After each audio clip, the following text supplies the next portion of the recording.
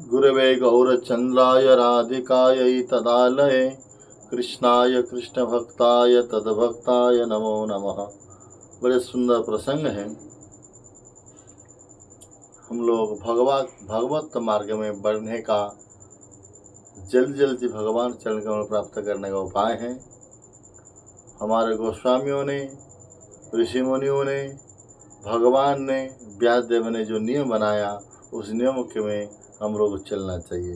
क्या ना, जिस प्रकार एकादश व्रत करने से ये भक्ति का जननी है, भक्ति महारानी प्रसन्न होती है, भगवान उसमें प्राप्त करने के लिए सरल और सुगम हो जाता है, वैसे ही और कुछ भी नियम है जिसको कहा जाता है चतुर्मास नियम है। जो चतुर्मास के नियम में तो कह रहे हैं क्या करना चाहिए क्या नहीं करना चाहिए। यहाँ कह रहे हैं चातुर्मास कब शुरू होता है? आषाढ़ मास की शुक्ल पक्ष एकादशी तिथि से भी हम लोग चतुर्मास व्रत कर सकते हैं। ये हरिभक्त विलास ग्रंथों में हमारे गोपाल भट्ट गोस्वामी और सनातन गोस्वामीपाद ने और सुविवेचन किए हैं। और भी हैं हरिनाम अमृत भक्ति रसम सिंधु ग्रंथों में भी कहा गया है आषाढ़ के मास शुक्ल पक्ष पूर्णिमा तिथि में भी कर सकते हैं। ये भी हरिभक्ति विलास या भक्ति रसम सिंधु ग्रंथों में गोपाल भट्ट गोस्वामी महाराज जी और से बाद ने विवेचना किए हैं। लेकिन ये करने का बहुत महत्व भी है। तो कह रहे हैं क्योंकि ये 4 मास कोई मांगलिक कार्य नहीं होता है। भगवान जोग निद्रा में शयन करने के लिए बद्र के आश्रम चले जाते हैं। इसीलिए केवल क्या करना चाहिए? कह रहे हैं ये 4 मास में कुछ आहार को अपनी जिह्वा को ऊपर कंट्रोल करके हम लोग भजन जप तप करना चाहिए। क्योंकि आहार ही शुद्ध होना चाहिए।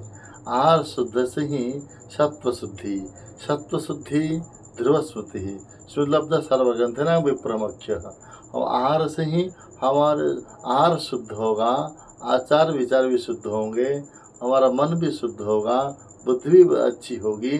इसीलिए आहार तो शुद्धता रखना चाहिए। इसीलिए इस 4 महीना में जो वैज्ञानिक के हिसाब से भी ऋषि मुनि भी शास्त्र में कहा गया ये 4 महीना में ये 4 चीज़ नहीं करना चाहिए। क्योंकि ये बरसात के महीना में पेट को खराब करने वाला ये 4 चीज़ें होता है। क्या क्या ना, श्रावण मास में साग वर्जित करना चाहिए। साग पत्ते वाला साग नहीं ग्रहण करना चाहिए। क्योंकि ये भी करने से भी पत्तों में कीड़े मकोड़े हो जाते हैं बरसात के सीजन में। ये ऋषि मुनि ने भी कहा है, ये हम लोग मानना चाहिए, उसको नहीं ग्रहण करना चाहिए। दूसरे महीना में कह रहे हैं भाद्रव के मास में दही ग्रहण नहीं करना चाहिए। क्योंकि रोग आ जाता है और दही में ज़्यादा कीड़े हो जाते, इसीलिए नहीं ग्रहण करना, पेट खराब होने वाला है बरसात 4 महीना। फिर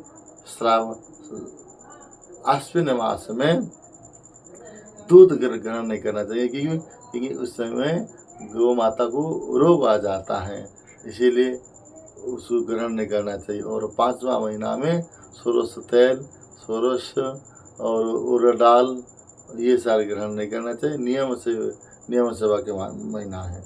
ये 4 चीज़ अवश्य हम लोगों परित्याग करके और जो अनुकूल चीज़ है उसको ग्रहण करना चाहिए। क्या क्या करना चाहिए मैं अगले अध्याय में बताऊंगा, पहले बता चुका हूँ। फिर कह रहे हैं सबसे नियम है भजन का है। तो हमारे शास्त्र में गुरुवर्ग कहते हैं सबसे अच्छा नियम है 5 नियम करना चाहिए। ये तो 4 तो हम लोग त्याग करना चाहिए और 5 नियम को अपनाना चाहिए। केवल त्याग करने से ही भगवान को प्राप्त करेंगे ये बात नहीं है। कुछ चीज़ ऐसे अपनाना चाहिए, भी अपना स्वीकार करना चाहिए। कुछ चीज़ त्यागना चाहिए, कुछ स्वीकार करना चाहिए।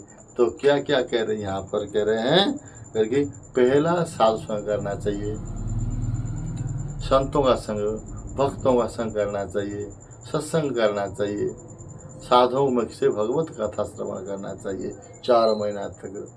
ये पहला। दूसरी है नाम पर निष्ठा रखना चाहिए।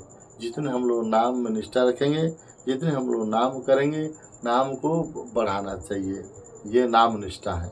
और तीसरा है करके भागवत पाठ करना चाहिए, भागवत कथा श्रवण करना चाहिए और स्वयं भागवत को अध्ययन करना चाहिए, भागवत पाठ करना चाहिए। ये तीसरा नियम है। और चौथा है तो करिए धामवास।